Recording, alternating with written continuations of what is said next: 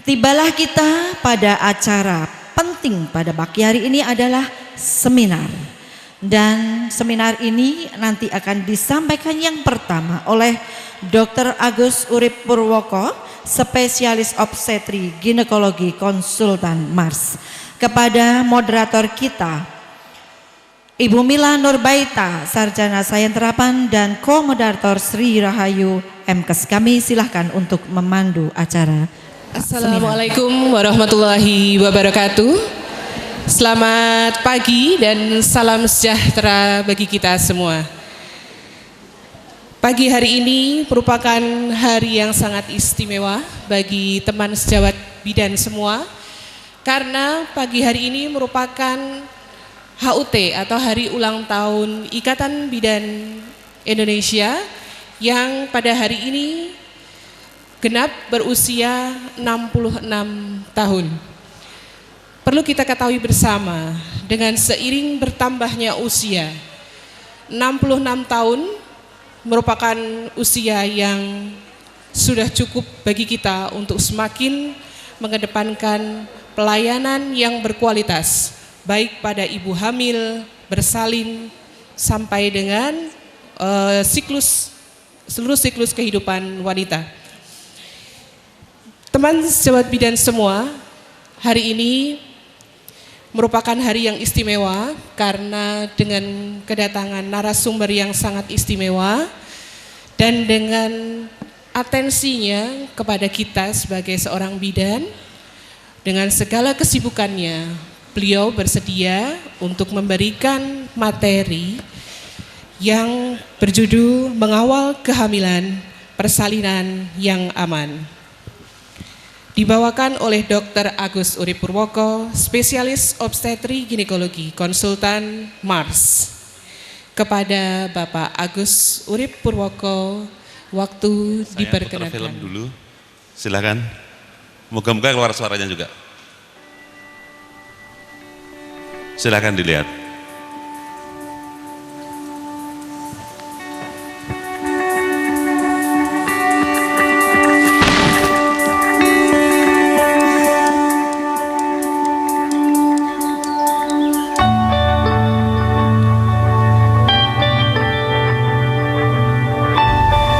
Hi. Yeah.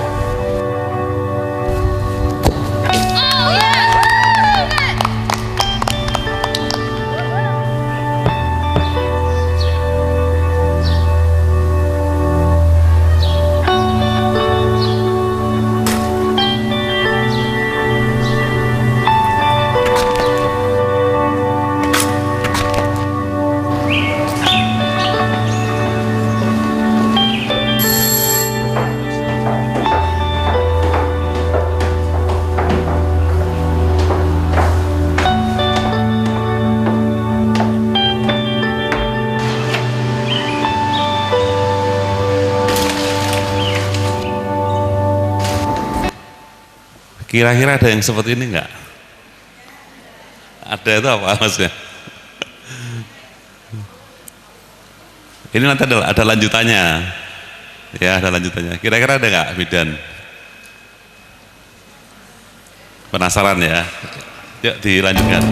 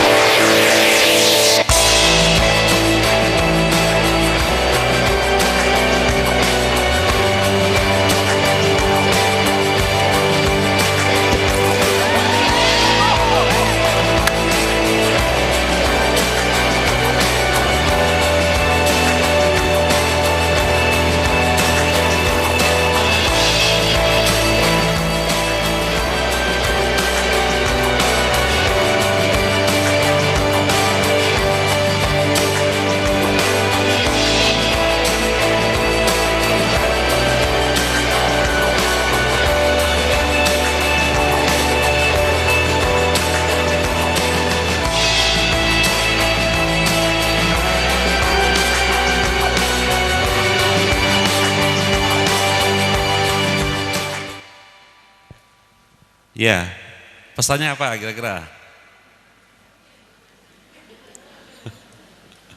memang enak dicuekin gitu kan. Ya, kalau yang depan-depan tadi kan saya berharap semoga tidak ya. Karena kalau kita lihat yang depan-depan tadi kan seolah-olah nggak pernah peduli dengan lingkungannya gitu. Saya kira IBI tidak ya. IBI akan selalu peduli dengan lingkungannya, dengan masalah-masalah kesehatan yang ada di wilayahnya ya. Dan saya kira peran IBI sangat luas di Indonesia. Baik, lanjut. Ya, ini judul materinya sangat luas sebenarnya, dari kehamilan, persalinan, kemudian nanti ada singgung sedikit tentang masalah nifas. Bulan ini memang ada 2 kegiatan utama di bidang kesehatan. Yang pertama tadi imunisasi MR. Ya, saya kira peran bidan-bidan di Kota Semarang sangat besar. Yang kedua, satu lagi ada kegiatan apa? Ada yang tahu? Sangat terkait dengan bidan. Ayo. Waduh, bahaya nih kalau nggak tahu. Karena kalah dengan imunisasi MR soalnya. Apa? Ayo, ada yang tahu? Vitaminnya kan sudah jauh, sudah lama, sejak saya kecil sudah ada. Ada yang tahu istilah PAS? Aduh, belum juga ternyata. Pupur udah pulang. Ayo, PAS. Pekan ASI sedunia. Terkait dengan bidan enggak? Iya.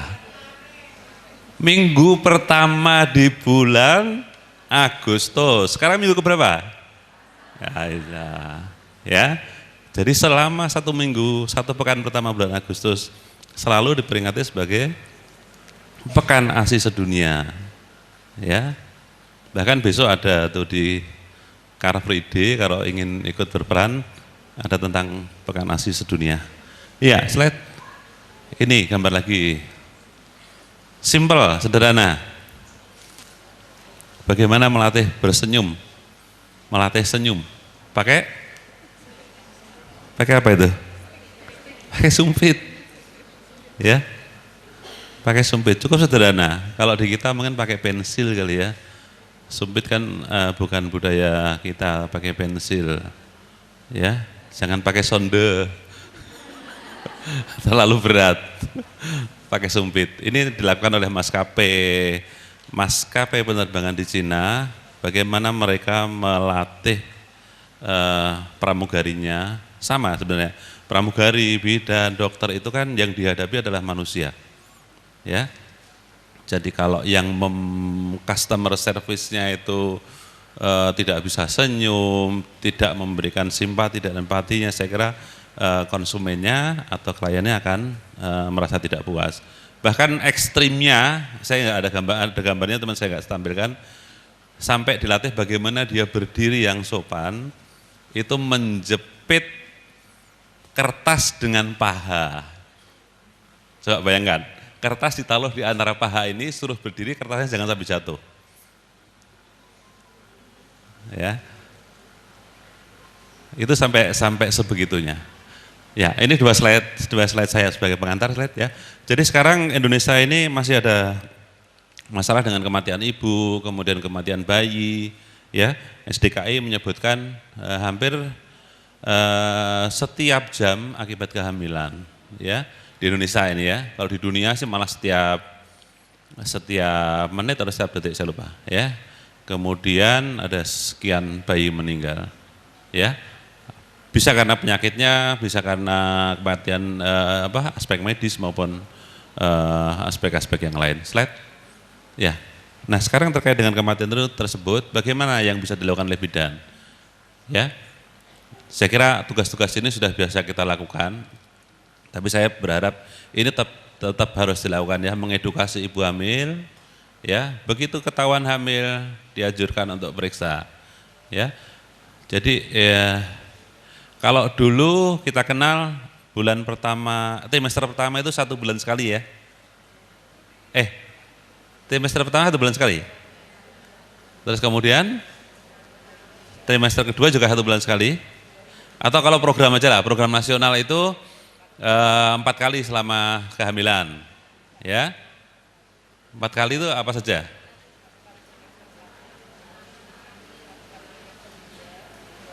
Satu bulan pada trimester pertama, 1 bulan trimester kedua, terus 2 kali trimester ketiga, begitu?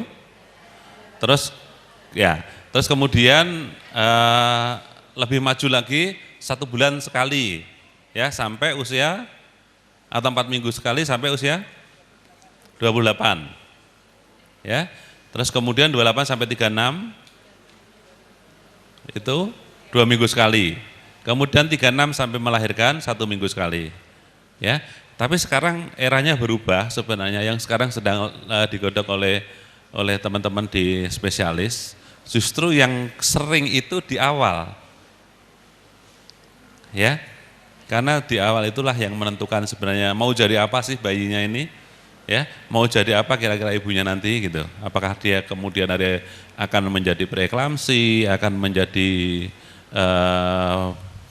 kek, ya, kurang energi protein, kurang energi dan kalorinya, ya. Jadi mengedukasi sejak awal ibu tersebut hamil, kemudian peran ini mengajarkan kepada keluarga, ya, mengenal tanda-tanda bahaya. Materinya sudah saya kirim, jadi kalau secara mau dibayar secara lengkap mungkin baca materinya saja, saya baca singkat-singkat saja. Ya, tanda-tanda bahaya kehamilan apa saja, saya kira ini juga harus kita tahu. Slide. Nah, sebenarnya apa sih kehamilan? Jadi kehamilan itu prinsipnya sama dengan membangun janin atau manusia, yaitu satu generasi yang berkualitas, dan setiap pembangunan ini, kehamilan ini selalu berisiko, ya, selalu ada risiko pada ibunya. Maka dari itu mulailah dengan doa. Ya, saya kira di agama Islam pun, ya, setiap mau buat kehamilan itu selalu berdoa, ya. Nah, itulah yang kita ajarkan nanti kita sebagai bidan, karena bidan itu sekarang bukan hanya pada ibu hamil saja, pranikah pun kita juga harus mulai kontak, ya, sehingga ada istilah premarital, ya, premarital counseling. Ini, jadi kalau kita membangun itu, bangun rumah itu, ya, bahan-bahannya juga harus baik, kita punya konsepnya, kita punya rancangannya, ya, tukang yang andal, bahan yang baik, sampai terbentuk bangunan yang baik. Sama sebenarnya kehamilan, ya, kalau bibitnya baik, ya, kemudian perkembangannya menjadi baik. Dulu sih ada istilah nenek moyang kita, bibit apa lagi? Berapa B gitu ya. Ya, itu saya kira ternyata filosofi itu sangat indahnya gitu ya. Ada maksudnya. Slide lagi. Ya, jadi kehamilan itu tergantung, suksesnya tergantung dari kualitas blastocisnya, ya, kemudian pertumbuhan endometrium, pengembangannya, angiogenesisnya, ya, dan lain-lain. Ya, ini makanya sekarang eranya di kehamilan awal itu lebih sering itu dalam rangka mengetahui ini sebenarnya. Ya, slide. Nah, bagaimana kehamilan berlangsung? Slide. Ya, ini gambarnya, ilustrasinya ya. Jadi ada sel telur, ada sel sperma. Sel telur itu hanya satu setiap bulan dikeluarkan oleh seorang wanita, bisa dari sisi ovarium kanan maupun kiri. Ya, bisa bergantian. Tapi kalau sperma setiap ejakulasi bisa sampai 60 sampai 90 juta. Bayangkan yang saingannya itu berapa untuk mencapai ini 90 juta sperma itu rebutan. Ya, masuk bareng-bareng, sikut-sikutan, jegal-jegalan begitu ya, sampai nanti yang paling kuat hanya satu yang bisa menembus sel telur. Ya, begitu maha kuasanya Allah itu menciptakan hal-hal seperti ini. Ya, jadi hanya satu sperma dari 90 juta sperma yang bisa membuahi sel telur. Ya, jadi setiap masuk terjadi fertilisasi, kemudian fertilisasi kira-kira terjadi di ampula tuba, ya. Jadi ini sel telur keluar dari indung telur, kemudian ditangkap namanya fimbrie, dia masuk ke tuba, Nah, ini sel sperma pada saat berhubungan, pada saat koitus, sperma yang 90 juta tadi lari ke sini, ketemunya di sini. Ya. Terjadi fertilisasi, kemudian begitu terjadi pembuahan, ada proses-proses pembelahan dan sebagainya, dia didorong sampai akhirnya nanti namanya implantasi. Ya. Di sinilah di awal ini sudah disiapkan lahannya, yang kalau itu ternyata tidak ada pembuahan, tidak ada fertilisasi, tidak ada implantasi, akan berubah menjadi atau luruh sebagai darah haid atau darah menstruasi. Itulah proses yang terjadi. Slide. Nah, ini day by day-nya ya, tiap harinya bagaimana perkembangannya sampai hari ke antara 89 itu dia terjadi implantasi, penempelan. Ya. Jadi hitungannya sebenarnya penempelannya itu ada di hari, kalau siklus yang paling normal 28 hari, ya, hari penempelannya ada di hari ke 22, 23. Ya, sehingga sebenarnya belum terlambat pun, itu kalau dites kehamilan bisa positif, tapi kan jarang, ya jarang wanita belum terlambat kok tes kehamilan gitu, ya. Jadi dari ke-8 setelah fertilisasi dia sudah nempel. Slide. Ya. Nah, kehamilan kehamilan sendiri memberi konsekuensi pada perubahan pada tubuh ibu, kemudian perubahan perkembangan pada janin. Ya. Jadi kalau ada ibu periksa ke saya, misalnya hamil muda, muntah-muntah segala macam keluhan itu, saya biasanya gini, ibu berani hamil harus berani menikah, harus berani hamil, harus berani menderita di awal kehamilan, karena memang hamil muda itu ada satu hormon HCG yang memang kondisinya itu dibuat tinggi untuk mempertahankan kehamilan dan efeknya di tubuh menjadi sangat tidak nyaman, ya, ya. Slide lagi. Inilah yang terjadi, perubahan hormon, ya, perubahan hormon yang tinggi di awal bulan sampai bulan ke-3, ke-4 ini adalah hormon ini, hormon HCG, ya, hormon HCG inilah yang kita pakai untuk menentukan seorang itu hamil atau tidak, secara subjektif dengan periksa urin, ya, periksa urin hormon HCG ini, ya. Hormon HCG inilah biang keroknya kenapa ibu hamil muda itu muntah, seperti orang flu, seperti orang masuk angin, pating greges, males-malesan, semuanya tertuduhnya di sini. Ya. Jadi sebenarnya sesuatu yang wajar, ya karena memang efeknya seperti itu. Nah, sekarang tugas kita sebagai bidan yang menerima konsultasi itu, kalau kita bisa memberikan secara baik penjelasannya, ibunya akan mengerti. Semakin mengerti, keluhannya biasanya semakin hilang. Ya, tapi lucunya, ya tenaga kesehatan itu biasanya lebih, kalau hamil malah lebih haleman. Saya nggak tahu, tapi pengalaman saya sebagai dokter begitu menerima pasien tenaga kesehatan yaitu. Ya, selain hormon HCG adalah hormon estrogen dan progesteron yang secara bertahap dia naik sampai kemudian meningkat, ya, meningkat sampai maksimal, ya. Tapi HCG-nya sendiri lama-lama akan turun kemudian stagnan, ya. Ya, slide. Ya, ini pada wanita, pada ibu hamilnya perubahannya banyak, ya, dari mual, pusing, ya, sakit kepala, ya, mual, ini mual, ya, muntah. Kemudian ini yang banyak dihindari kan ini, tapi ini nggak bisa dihindari ini, ya. Ini sudah kodratnya. Bahkan dipakai oleh dokter-dokter ahli kedokteran forensik untuk membedakan seorang itu pernah hamil besar atau tidak. Ya, jadi ngaku-ngaku masih perawan gitu, ya.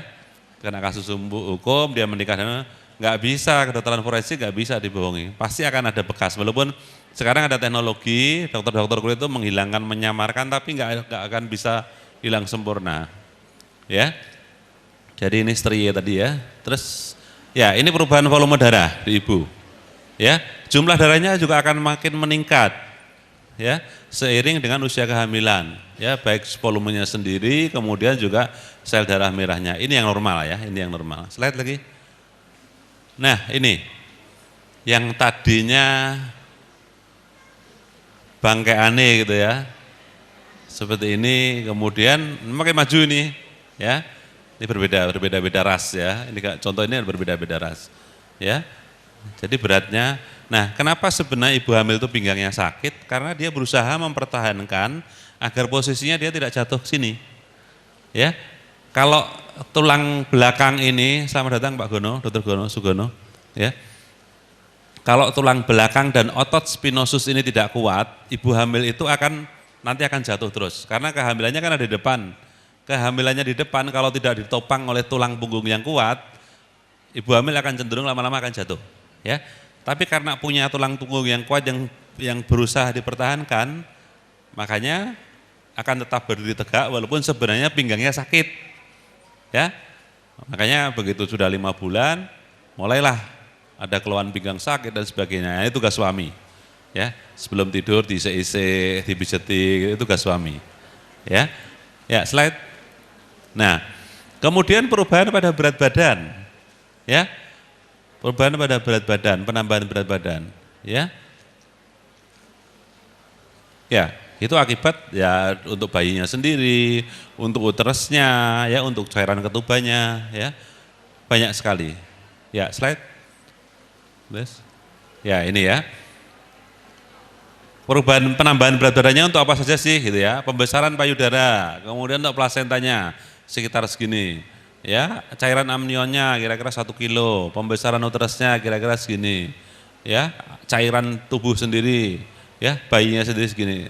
Jadi kalau kita jumlahkan rata-rata 9 sampai 12 kilogram itu yang normal, ya, 9 sampai 12 kilogram. Slide. Nah, ini posturnya sendiri, ya. Kalau kita lihat, ini kalau kita lupa HPHT sebenarnya ini pelajaran. Kalau kita lupa hari pertama, hari terakhir, kita bisa lihat, kita ukur tinggi fundus sutrinya, ya, kita bandingkan. Kalau misalnya 12 minggu itu setinggi apa sih? 2 jari di atas simpisis. Terus kemudian 16 minggu setinggi apa? Pertengahan antara simpisis dan pusat. Ya, pusat itu berapa minggu kira-kira gitu, ya. 20 sampai 22 minggu, ya, sampai akhirnya nanti paling tinggi ada di 36 minggu, kemudian 40 minggu justru malah turun. Kenapa turun? Karena bagian bawah janinnya udah masuk ke panggul, ya, kepalanya sudah masuk panggul, biasanya mulai turun. Slide. Ini dari depan, dari samping, dari depan ya, ya, yang awalnya tinggi gitu pada 36 minggu, kemudian 40 minggu sudah kelihatan dia jatuh, gantung, turun gitu, ya. Nanti kalau ibu-ibu bidan lihat sudah terbiasa melihat, tapi kalau yang awam nggak tahu dia. Ya, slide. Nah, terus ini ilustrasi saja ya. Dulu rahim atau uterus itu kecil. Uterus normal itu sebesar telur ayam. Ya, uterus normal sebesar telur ayam dalam keadaan tidak hamil. Bayangkan saja, pada saat tidak hamil itu di atasnya adalah usus, ya, usus macam-macam nih, usus 12 jari, usus besar, ya, ada rektum, ada sigmoid, ya, lambung, kemudian hepar atau hati, ya. Nah, begitu dia hamil, bayangkan saja dia terisi oleh bayi sebesar ini. Terus ususnya lari kemana? Ya, ususnya apa mengecil? Enggak kan? Ususnya tetap ada, tapi dia cari celah-celah yang bisa diisi oleh usus. Ya, sehingga sebenarnya secara alami ibu hamil itu enggak nyaman perutnya. Ya karena itu, yang tadinya rahim itu hanya sebesar telur ayam, dia terisi sebesar itu. Ya pasti enggak nyaman, ya. Sehingga makan sedikit udah kenyang, ya, kemudian mau tidur atau mau duduk aja rasanya besesek gitu ya. Ya karena enggak ada tempat lagi gitu. Ya, karena juga enggak mungkin perutnya bisa mengembang besar gitu. Ya, slide. Nah, ini juga di awal-awal, ya, ada namanya istilah frekuensi. Frekuensi itu sebentar-sebentar ke belakang pipis, ya, sebentar-sebentar ke kamar kecil, karena memang pembesaran rahim sampai 12 minggu pertama itu menekan kandung kencing, ya, menekan kandung kencing, ya. Ya, jadi kandung kencingnya nggak pernah bisa terisi maksimal.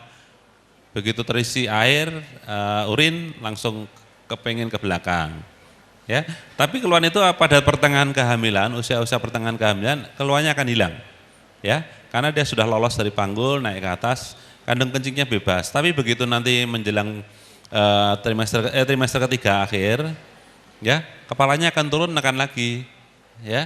Jadi inilah fisiologis yang perlu ibu-ibu tahu dan nanti bisa kita sampaikan kepada para pasien-pasien kita, ya. Slide lagi. Ya, ini saya kira perkembangan janinnya jadi minggu pertama gambar-gambar cukup banyak sebenarnya. Sekarang juga era nggak ada lagi yang nggak punya internet, nggak punya email ya. Bisa di-download di mana-mana, ibu-ibu bisa pakai media-media gambar, bisa menjelaskan ke pasiennya. Slide. Enggak, sama sebenarnya perkembangannya. Slide lagi. Slide. Ya, pertumbuhan dari 8 minggu sampai 40 minggu. Ya, slide. Ya, jadi kalau kita lihat sebenarnya yang khas, kenapa kehamilan prematur itu kepalanya lebih besar? Ya memang pertumbuhannya seperti itu. Kita lihat, ya, kepalanya selalu lebih besar. Ini masih ini malah lebih mikro lagi, maksudnya ini masih dalam itu berapa tuh? 60 hari. Ya, 60 hari. 60 hari itu berarti sekitar 2 bulan ya. Secara mikroskopis ya sudah bisa terbentuk seperti itu. Ya, slide. Nah, sekarang kita kenal periode emas tumbuh kembang otak. Slide. Ya. Proses tumbuh kembang otak ini sebenarnya proses yang berkelanjutan. Jadi satu-satunya tumbuh kembang organ di tubuh yang terjadi sampai setelah lahir adalah otak. Ya. Jadi sejak konsepsi sampai ya ada masa percepatan, ada masa perlambatan, ya. Polanya sama tapi kecepatannya berbeda pada setiap anak, ya. Jadi kenapa ada anak yang cerdas, anak-anak yang cepat nangkepan dibandingkan anak yang agak lelet gitu ya. Karena memang kecepatannya berbeda-beda. Ya, ya slide. Ya, ini serabut sarafnya, ini gambaran saya kira nggak usah lah dipelajari, susah. Ya, ini jumlah ya serabut sarafnya, ya dari tadinya cuma sedikit pada kehamilan, pada saat lahir, kemudian 1 bulan dia sudah meningkat serabut sarafnya, ya 9 bulan segini, lama-lama dia ruwet, ya serabut sarafnya makin banyak. Ya, slide. Nah, makanya sekarang kita banyak kenal istilah 1000 hari atau 3 tahun pertama kehamilan, itu yang kita fokuskan adalah pada otak, ya. Makanya 3 tahun pertama ini kalau bisa kita manfaatkan untuk perkembangan dari konsepsi, lahir sampai usia 3 tahun. Ya, slide. Nah, perkembangan tadi, tumbuh kembang otak dan sebagainya tadi terkait dengan peran nutrisi. Slide. Ya, ini kita kenal dulu ya piramida gizi ya, gizi seimbang ini sebenarnya. Ya, ada sayur, buah, ya. Berapa porsi sebenarnya ada di semua. Ya, slide. Ya, ini saya kira ini yang mengulang yang tadi, slide lagi terus gambarnya balik-balik. Slide. Ya. Selain makanan tadi kita kenal juga ini kebutuhan akan vitamin dan mineral. Ya. Ada mikronutrien, ada zat besi. Ya, kebutuhannya berapa sih pada wanita yang enggak hamil, kepada kehamilan, pada yang laktasi. Ya. Silahkan nanti dibaca di materinya, slide lagi. Ya, proses bagaimana tadi nutriennya masuk ke janin, tentunya lewat plasenta, kemudian lewat pembuluh darah, ya. Jadi lewatnya adalah arteri umbilikalis, ya arteri umbilikalis. Arteri umbilikalis itu adalah arteri antara plasenta ke umbilikus janin atau bayi. Ya, terus. Ya, kita kenal juga sirkulasi darah ibu dan janin yang berbeda dengan sirkulasi dewasa. Ya, sekedar pengetahuan aja. Slide. Ya, Kayaknya masih bisa klik sekali lagi. Ya. Ya. Jadi nutrisi yang baik ya untuk apa saja sebenarnya. Ya. Pada jangka pendek ini ya pada pertumbuhan dan pengembangan otak, terus massa otot ya, badannya sendiri, kemudian beberapa proses metabolik. Long termnya bagaimana, jangka panjangnya ya, sampai kecerdasan, kemudian kekebalan ya, kapasitas kerja, dan yang jelek-jeleknya ada di sini ya. Ternyata beberapa masukan atau asupan makanan yang tidak baik jangka panjangnya juga bisa terjadi penyakit-penyakit ini. Ya, slide terus. Ya, ini beberapa yang terkait dengan yang gampang-gampang aja ya, terkait dengan kekurangan asam folat. Ya, neural tube defect, ya, anencepal, spina bifida. Ya. Ini cukup sederhana ya, nutrisinya hanya asam folat. Asam folat di puskesmas saya kira ada. Ya, obatnya murah. Ya, ini bisa diminum memang pada pasangan-pasangan suami istri, pasangan yang memang mempersiapkan kehamilan. Jadi sebelum hamil sebaiknya sudah minum asam folat. Ya, slide. Ya, kemudian manfaat stimulasi pada tumbuh kembang otak janin. Slide. Ya. Banyak penelitian ya dulu memperdengarkan lagu-lagu klasik gitu. Ya, kalau di Islam ayat-ayat Al-Qur'an gitu. Pada saat ibu hamil ditempelkan di perut, di perutnya ya, di perut ibu hamil. Ya, slide. Karena faktanya memang bayi atau janin dalam kandungan itu bisa mendengar. Ya. Nah, sebenarnya memang dipengaruhi faktor genetik, stimulasi yang didapat, stimulasi itu rangsangan ya.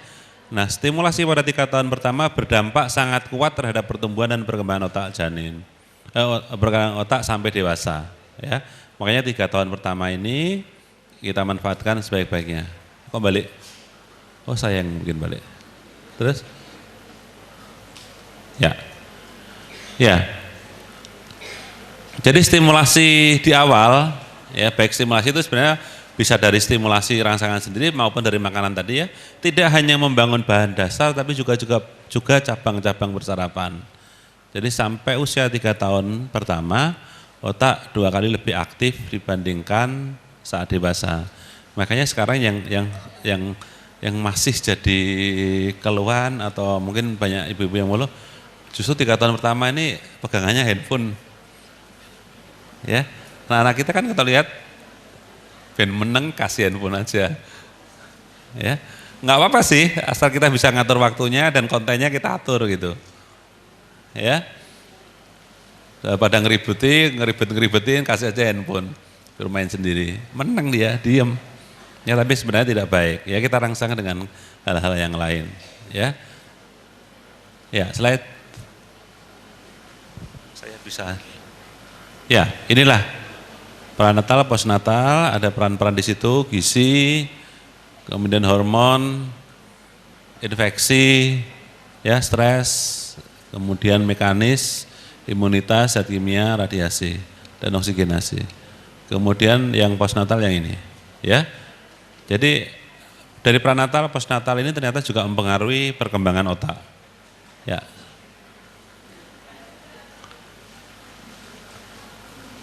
Ya.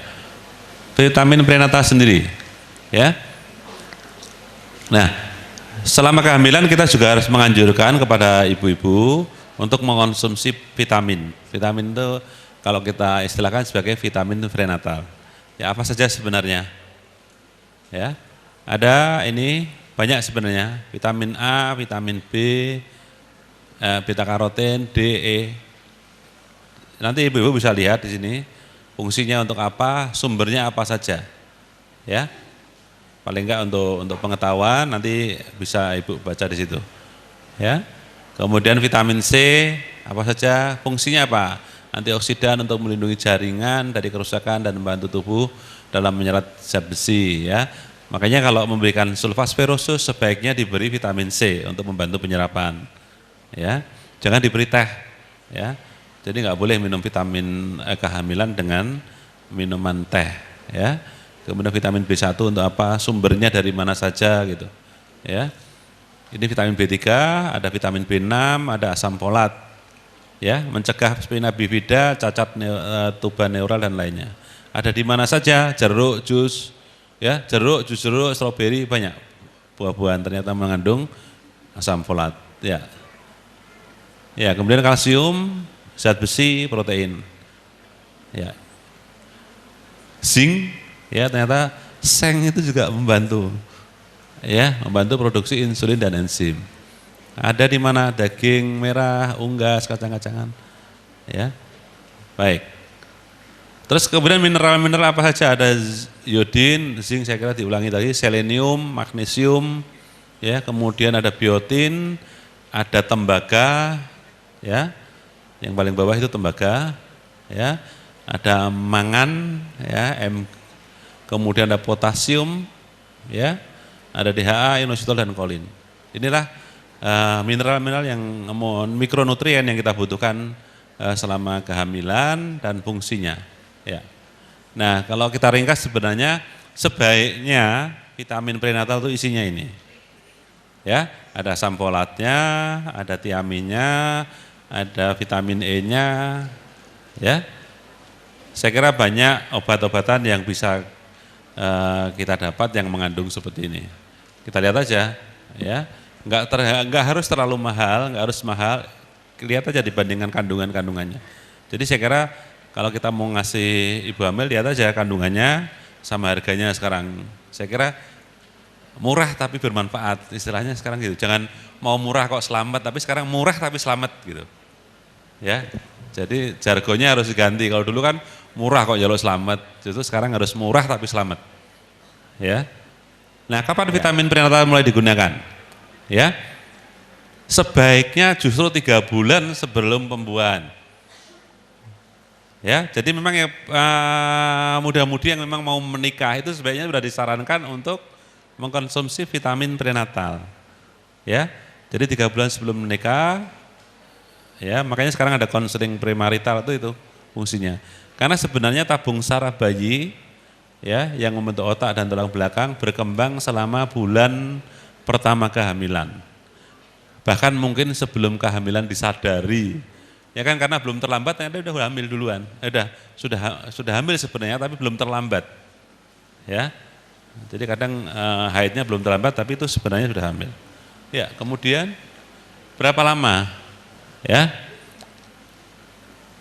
Selama kehamilan secara keseluruhan. Jadi tadi 3 bulan sebelumnya, kemudian selama kehamilan, ya, diminum dengan air atau jus, tidak dengan susu atau soda. Boleh minum susu tapi bukan bersamaan pada saat minum vitaminnya. Ya. Bahkan vitaminnya dilanjutkan sampai ibunya menyusui, ya. Kadang ada efek samping, ya. Mual. Yang paling sering sih sebenarnya mual. Kemudian konstipasi kalau mengandung zat besi yang tinggi. Ya, kan ada keluhan kan, "Dok, kok saya sulit ke belakang." Ternyata kita lihat zat besinya terlalu tinggi. Ya.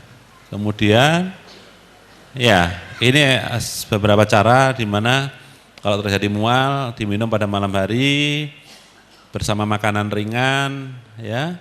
Mengunyah permen karet atau makan permen yang bertekstur keras usai minum vitamin. Ya, ngunyah-ngunyah gitu ya, biar enggak mual. Ya. Nah, kalau konstipasi bagaimana? Minum air yang banyak, ya, asupan serat yang cukup, olahraga secara rutin, ya. Stool softener, ya, pelunak, ya, kita pakai pelunak. Olahraga yang apa sih yang terbaik untuk ibu hamil? Ya, ternyata olahraga renang itu baik kalau bisa berenang. Kalau tidak bisa berenang, senam di air. Ya, kalau yang nggak bisa berenang, senam di air, jangan yang dalam tapi ya yang cukupan saja, kira-kira setinggi perut. Jangan setinggi dada. Kalau dada untuk nafas sendiri kan juga agak sulit, ya. Jadi kalau ada apa-apa masih selamat ya kalau hanya setinggi perut. Ya. Ya. Ya, saya kira nasihat-nasihat yang perlu diberikan. Ya. Ya. Nah, sekarang kan banyak sekali nih ibu-ibu, kadang pengaruh teman-temannya, ya ada bisikan dari teman-temannya, minum ini loh, yang segini ngasih tahu minum ini loh, minum ini lah. Kan campur-campur, ya. Nah, sebaiknya kalau ada hal-hal seperti itu dikonsultasikan, ya. Kepada bidan yang lebih senior, kalau perlu kepada dokter, ya. Karena beberapa vitamin ternyata bisa juga mengakibatkan overdosis. Ya. Itu yang RDA itu yang direkomendasikan ya. Dosis harian yang direkomendasikan. Ya. Saya kira. Nah, sekarang setelah hamil bagaimana metode persalinannya? Ya. Mohon maaf dokter, waktu Kurang? tinggal 5 menit. Ya, Ya, nggak apa-apa. terima kasih. Ya, persalinan prinsipnya pengennya kan lahir sehat, ya.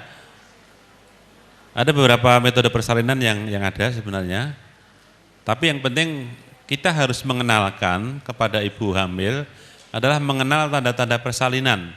Jadi perut mulas secara teratur, semakin sering dan selama, ya. Kemudian juga yang kedua nih, waspada terhadap tanda-tanda bahaya persalinan, ya.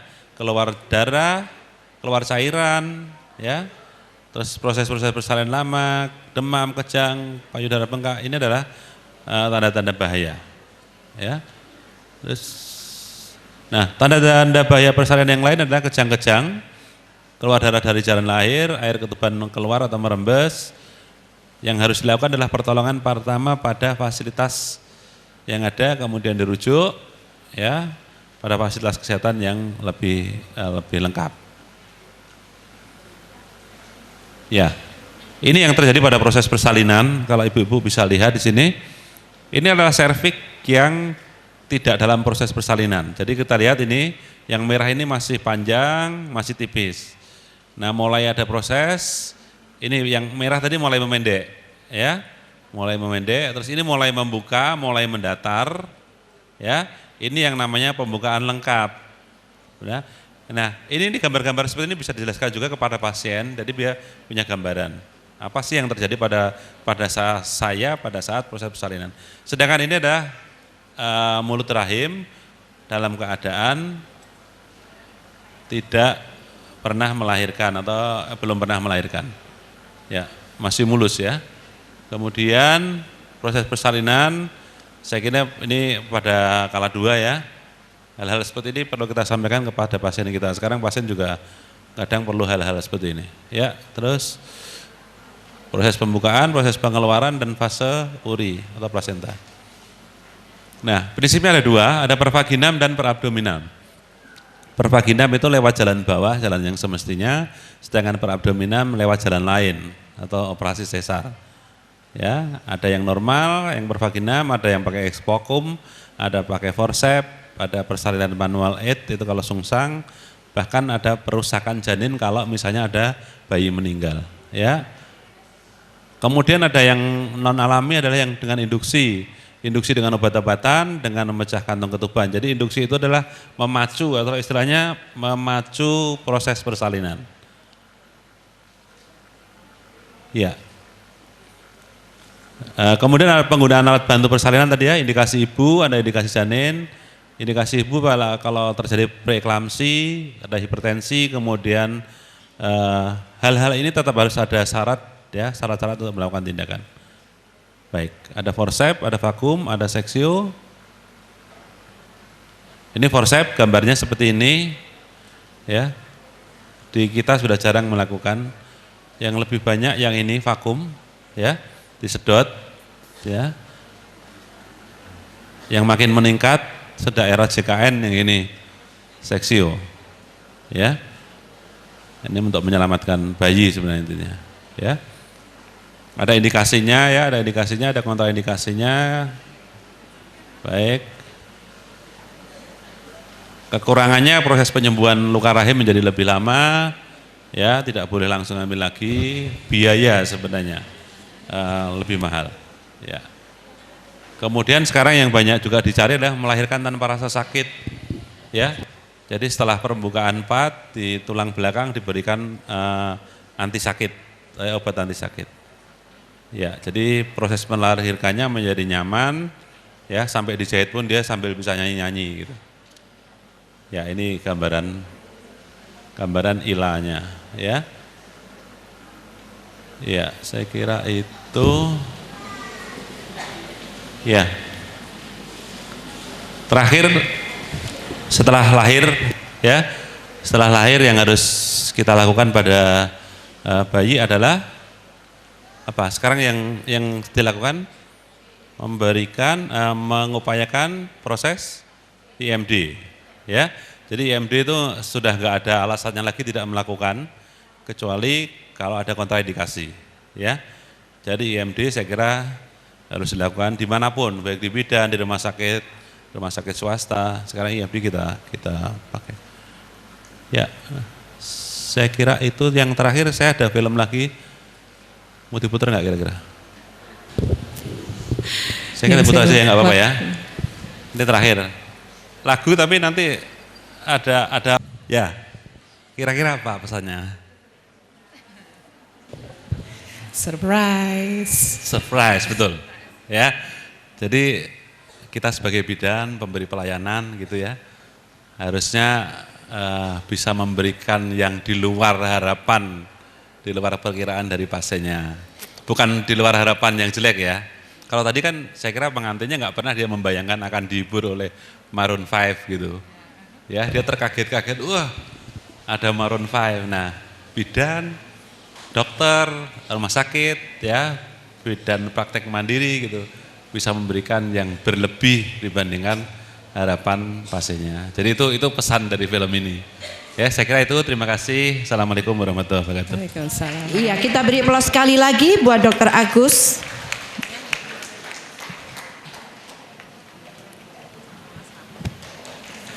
Iya, terima kasih Dr. Agus Urip. Mudah-mudahan ilmu yang disampaikan beliau sangat bermanfaat dan bisa dipakai buat kita dalam menjalankan tugas sehari-hari. Terima kasih. Kami panggil untuk sesi kedua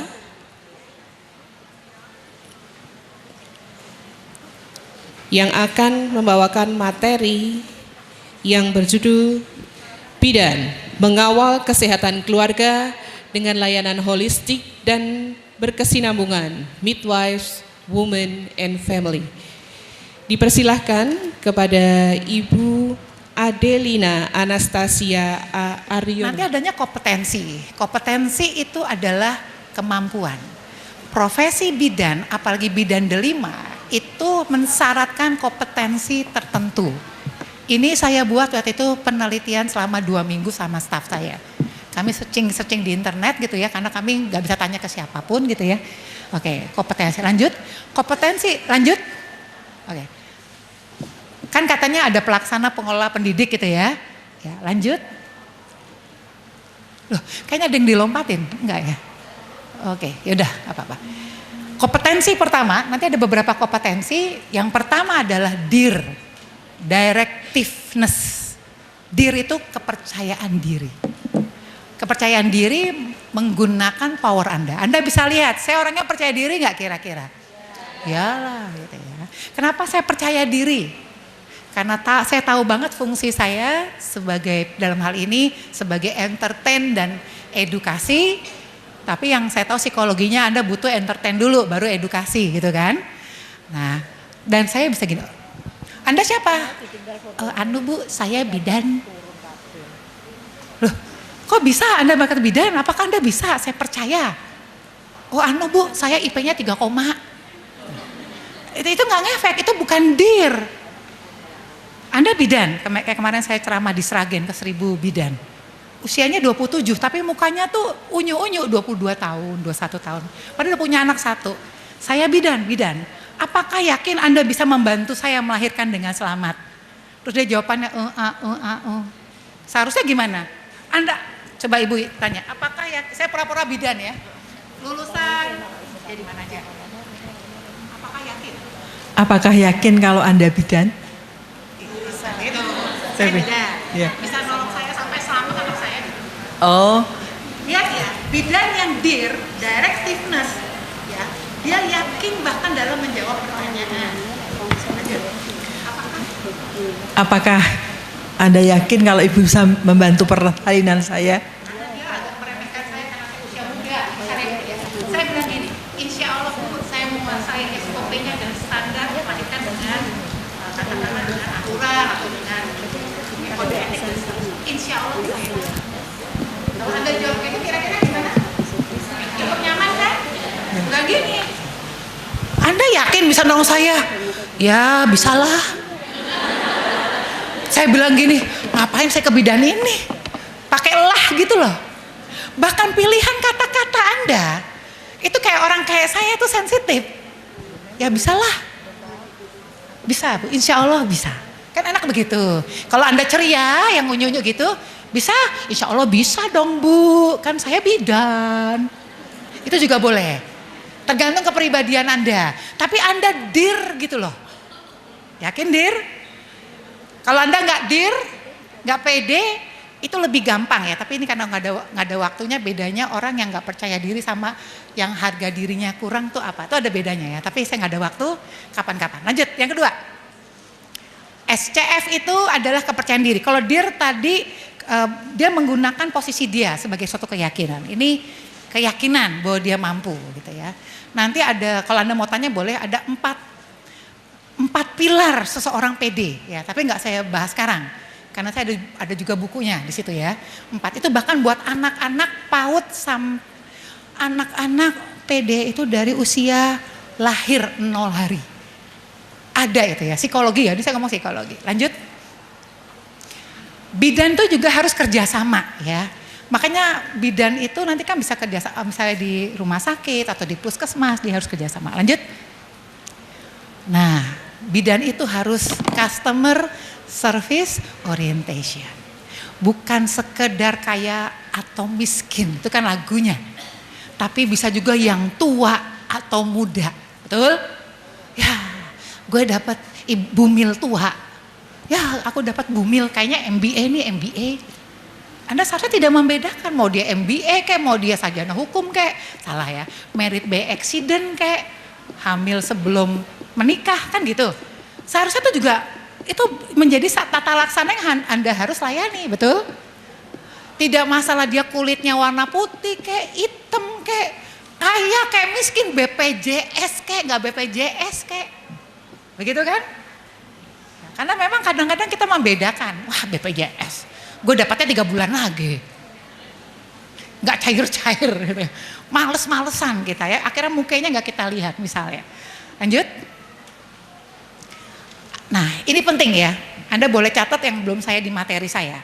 CT itu aspek intelektual, conceptual thinking.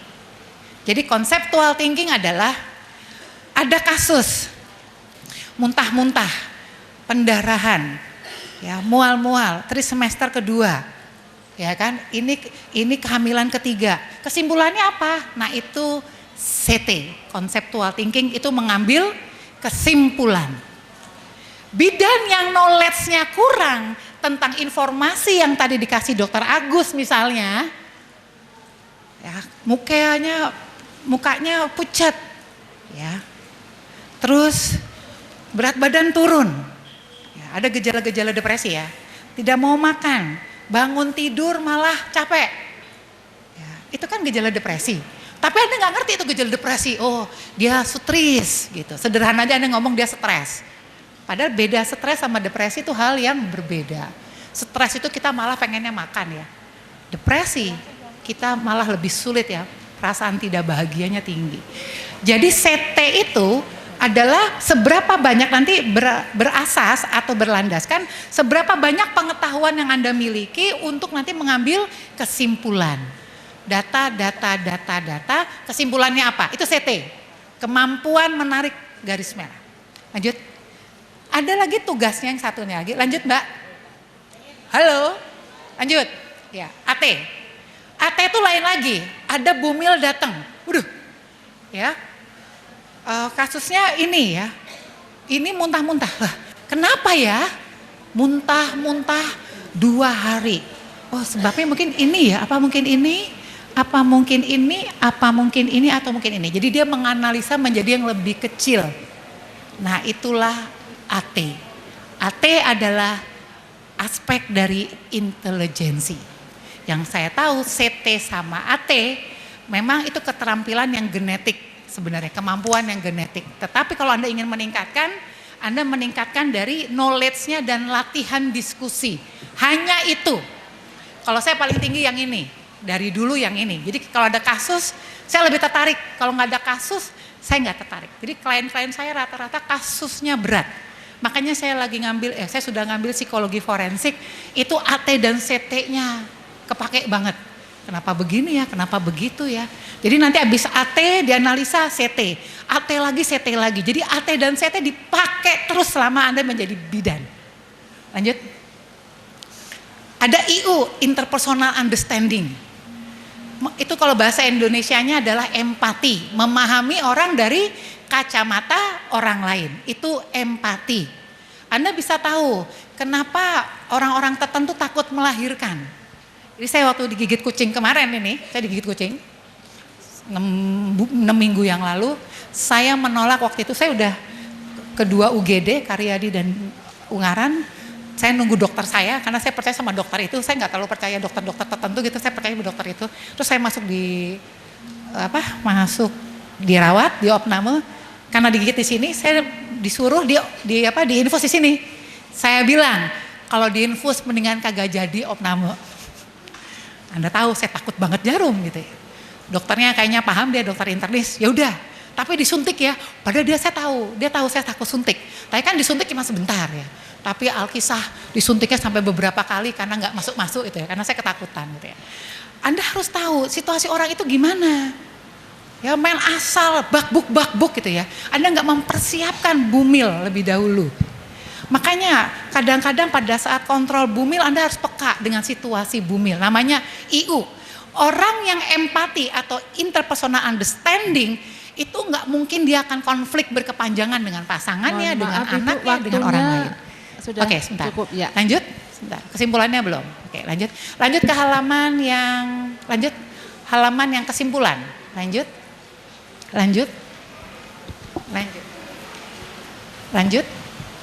Nah, info Anda ada info. Jadi Apo Anda, Samsung Anda dipakai dong buat searching informasi, bukan hanya foto-foto ya dan nyimpen. Lanjut sama ya. Lanjut sama bidan itu bukan hanya bantu melahirkan loh, tapi juga mengembangkan masyarakat dengan informasi ya. Lanjut. Lanjut. Oke. Nah, bidan agent of change atau bidan delima, nanti bidan yang memiliki kompetensi tertentu yang memadai. Lanjut. Kesimpulannya, ekspertasi itu penting. Jadi kalau Anda nggak tahu ilmu tentang kebidanan, Anda nggak akan bisa jadi bidan yang delima ya. Lanjut. CO itu adalah concern order, orangnya teliti, bidan tuh teliti, terutama buat kegawat daruratan. Anda nggak teliti, itu jadinya nggak bagus ya. OC itu adalah kode etik dari IBI. Ya, Anda harus tahu kode etik. Lanjut. Akhirnya kesimpulannya, kompetensi bidan menurut saya ada 5 yang tertinggi. Bidan itu harus CSO dan IU, sorry ya ditambahin ya di materi saya. CSO dan IU. Bidan itu harus DIR, biasanya DIR itu nanti gandengan dengan SCF. Yang ketiga, bidan itu pasti AT dan CT, pasti itu. Nggak ada bidan nggak nganalisa, nggak mungkin. Jadi Anda harus mengasah, bidan itu harus ahli, bidan itu harus CO teliti dan OC fokus pada kode etik bidan. Dan 5 urutan ini menurut saya adalah, balik lagi, 5 urutan ini menurut saya udah saya urutkan yang menurut saya kalau Anda menghadapi pasien nggak lari, itu pertama bukan dari AT Anda, tapi dari CSO Anda, betul? Abis pasien nggak lari, Anda kan kelihatan ketegasannya, baru kelihatan kemampuan Anda, ya kan? Baru kelihatan ketelitian Anda. Oke, Yuk, saya mau tutup ini dengan tanya. Bidan yang CSO, tidak CSO, menurut Anda adalah bidan yang apa? Ini kelihatan Anda paham nggak? Satu kata aja. Bidan yang tidak CSO adalah bidan yang jutek, cemberut, galak, ya. Bidan yang tidak IU adalah bidan yang IU tuh loh, empati, yang cuek gitu ya, nggak peduli, nggak peka. Bidan yang tidak DIR adalah bidan yang lebay. Ya. Bidan yang tidak SCF adalah bidan yang minder. Yang tidak AT dan CT adalah bidan yang kurang cerdas. Bidan yang nggak EXP adalah bidan yang kalau saya ya apa? Menurut saya nggak ada ilmunya. Ya, itu bidan atau siapa? Bidan yang tidak CO adalah bidan yang ceroboh. Bidan yang tidak OC, nggak ngikutin kode etiknya IBI, suka-sukanya dia sendiri, adalah bidan yang sewenang-wenang gitu ya. Tepuk tangan dulu buat Anda, thank you.